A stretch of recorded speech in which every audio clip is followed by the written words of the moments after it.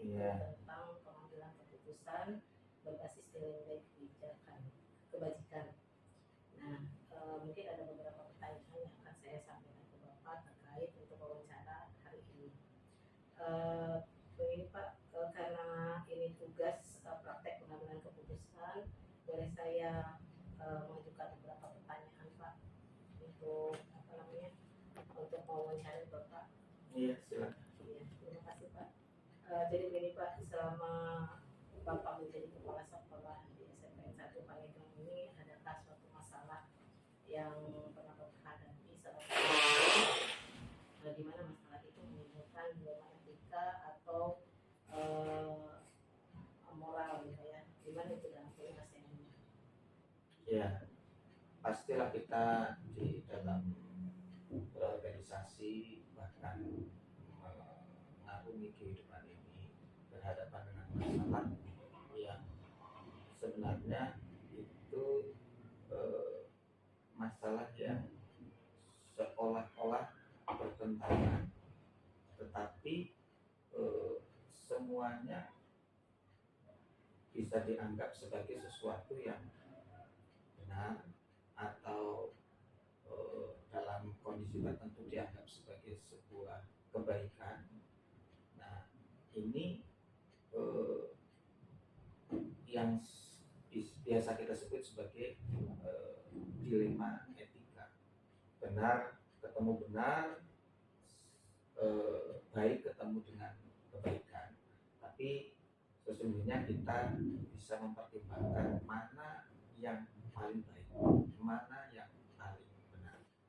Nah, ini yang menjadi rujukan bagi kita untuk mengambil sebuah keputusan, termasuk kondisi-kondisi di mana nilai-nilai moral berpengaruh terhadap kebijakan atau keputusan yang kita ambil. Di situ kita harus memiliki pertimbangan, terutama mana yang paling baik dan mana yang paling benar. Terus tadi solusinya tadi Bapak katakan ada dilema etika, kemudian saya hanya ini dulu. Hanya menawarkan diri aja. Kemudian tadi yang kebetulan di modul 3.1 itu kita membahas tentang dilema etika. Dilema etika itu kebenaran tadi yang kata Bapak katakan, kebenaran dengan kebenaran, kemudian ada rujukan moral yang merupakan kebenaran dengan kesalahan. Nah, kalau menurut Bapak bagaimana Bapak dapat mengidentifikasi kasus-kasus ini mana yang berupa dilema etika dan kalaupun misalkan ada mana yang termasuk ke dalam dilema rujukan moral? Ya, tadi sebenarnya kalau kebenaran dihadapkan dengan kebenaran atau kebaikan dihadapkan dengan kebaikan, itu di situ ada dilema etika. Tapi ketika kita menghadapi sesuatu masalah yang jelas ini sebagai sesuatu yang benar dihadapkan dengan sesuatu yang salah, tapi ada pengaruh-pengaruh rujukan perasaan atau intervensi baik dari eksternal maupun internal, di situ ada rujukan moral. Itu identifikasi yang bisa saya lakukan. Iya. Terus bagaimana Bapak menjalankan pengambilan keputusan terutama untuk kasus-kasus dilema dilema kepentingan yang sama-sama benar dan sama-sama mengandung nilai kebajikan? Ya, paling penting yang harus kita pertimbangkan adalah prioritas. Ketika kita menganggap itu sebagai sesuatu yang penting, ya kita dahulukan. Jadi kita harus mempertimbangkan prioritas penting atau tidak, kemudian manfaat atau tidak. Ini yang harus kita pertimbangkan. Itu ada manfaatnya atau tidak ya Pak. Kemudian langkah-langkah atau mungkin strategi apa yang bisa Bapak lakukan dalam menyelesaikan masalah? Yang pertama harus mengidentifikasi masalah ini melanggar konstitusi, aturan perundangan atau regulasi atau tidak. Kalau ini jelas melanggar, berarti kita harus mengambil keputusan tidak. Tapi kalau itu sesuatu yang memang dianggap benar, kemudian jadi yang kedua yang menjadi tahapan itu, ini sesuatu yang baik atau tidak. Baik itu memang relatif. Kadang orang menganggap ini sebuah kebaikan, tapi bagi orang lain tidak. Nah, tapi yang pertama yang harus kita lakukan, identifikasi melanggar aturan atau tidak. Kemudian yang kedua itu sebagai sesuatu yang melanggar etika atau tidak. Nah, kemudian yang ketiga yang kita perlu lakukan adalah mengidentifikasi dan menganalisis apakah ini memiliki manfaat bagi institusi yang kita pimpin atau tidak, atau manfaat, kurang manfaat, tidak manfaat. Nah, ini harus kita jadikan pertimbangan sebagai langkah yang ketiga. Dan yang keempat, ini adalah langkah terakhir, kita harus mengambil keputusan. Nah, inilah tugas dari seorang pemimpin, mengambil keputusan dari tiga langkah yang sudah kita lakukan tadi. Terus dalam mengambil suatu keputusan, apakah ada aturan atau jadwal khusus dalam Bapak menyelesaikan sebuah kasus di rumah etika? Maksudnya adalah bagaimana Bapak langsung menyelesaikan, apakah di tempat pada saat ada masalah langsung diselesaikan di tempat itu, atau misalkan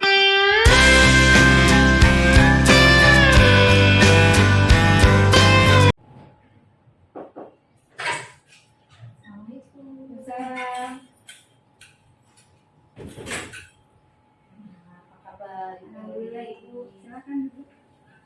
Gimana Bu, ada yang bisa dibantu?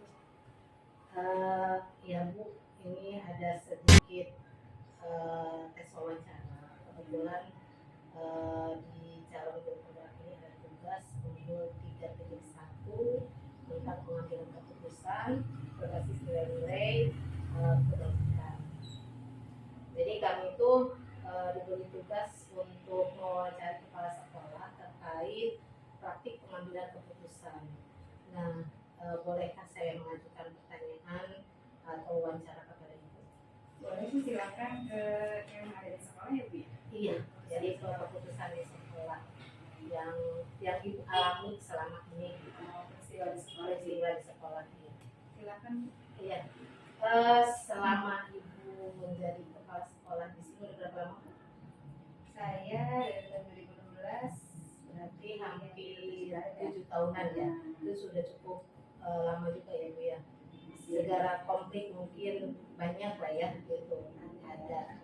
Nah, adakah suatu masalah yang Ibu hadapi sebagai pemimpin di mana masalah ini menimbulkan dilema dalam menyelesaikannya? Jika ada, bolehkah Ibu bercerita kepada saya beserta cara penyelesaiannya? Ini tentang Dewan Guru atau siswa Bu? Kepada siswa boleh, ke Dewan Guru juga boleh. Kita ke siswa aja dulu ya Bu ya. Karena di sini kan sekolah kami itu basicnya boarding school. Jadi siswa itu semuanya hampir 100% itu diwajibkan di asrama. Ya, paling konflik-konflik yang terjadi atau peristiwa-peristiwa yang terjadi itu lebih kepada si siswa itu mungkin karena belum biasa boarding school itu lebih banyak tidak betah. Ada yang kabur, ada yang di waktu sekolah itu kurang kurang semangat untuk sekolah karena waktu itu dibagi tidak seperti sekolah umum. Kalau sekolah umum kan di sekolah dia bisa pulang istirahat atau di rumah. Kalau boarding itu kan mungkin pagi sekolah, siangnya sampai sorenya sampai malam mengaji.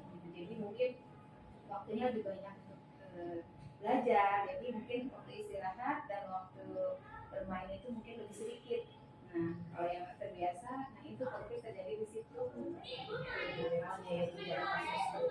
Kira-kira ada permasalahan misalkan siswa yang pulang atau misalkan bisa ditarik atau gimana kira-kira? Permasalahan yang secara dilema buat kita dan mungkin sebagai kepala sekolah harus juga ya ke guru yang ustaz yang ada di sana.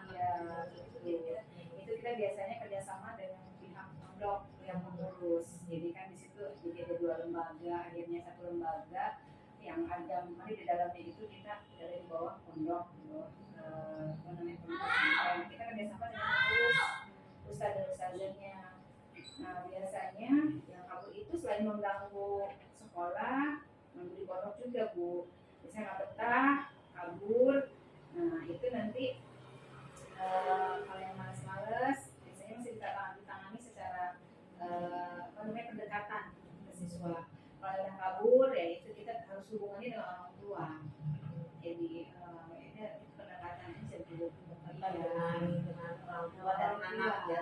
Tergantung kasusnya tadi. Kalau kasusnya hanya malas saja, malas misalkan karena ngantuk tidak sekolah, paling kita kasih teguran 2-3 kali masih kita kasih teguran yang ketiga itu langsung kita obrolkan dengan pihak pengurus ya pondok ini apa yang menyebabkan ini si siswa ini apa tidak betah atau ngantuk gitu kan. Jadi cari solusinya di situ Bu. Pendekatan dari pengurusnya dulu. Kalau sekolah kan memang di luar jam asrama gitu seperti itu. Kalau yang kabur beda lagi, yang kabur itu udah harus visit wali kelas beserta yang ini yang dari pengurus. Iya, biasanya kita kabarin dulu, kita laporan ke pengurus kaburnya kenapa, apa nggak bertanya di sekolah, gitu kan. Kalau bertanya di sekolah karena tadi mencari solusi kita obrolkan bareng dengan pihak wali kelas, lapor orang tua, kalau masih bisa dibujuk bisa diantarin sama orang tuanya. Terus ini solusinya sudah kompleks ya, dari siswa itu sendiri ada pendekatan, kemudian dari orang tua, kemudian kolaborasi antara wali kelas, kemudian ustadz yang lain itu sudah solusinya sudah ini ya Bu. Kalau modul yang saya pelajari itu kan tentang dilema etika. Dilema etika itu dilema kebenaran lawan kebenaran. Contohnya mungkin misalkan seperti apa tuh kebenaran lawan kebenaran, kemudian kalau saya pelajari itu bujukan moral itu kebenaran lawan kesalahan. Nah kira-kira menurut Ibu dapat mengidentifikasi kasus-kasus ini nggak, mana yang termasuk ke dalam dilema etika dan bujukan moral kira-kira dari permasalahan yang ada di sekolah gitu. Pada dilema etika mungkin kepada siswa juga ya Bu ya, dilema etika. Misalnya kita mau ada ini nih, misalkan ujian, nah, siswa kabur, sementara guru kan perlu siswa untuk ujian, untuk nilai. Nah itu kita tidak masukkan KTP, salah nggak ya? Salah nggak? Nggak apa-apa. Kata aja nih. Lihat dulu, maksudnya etika itu kan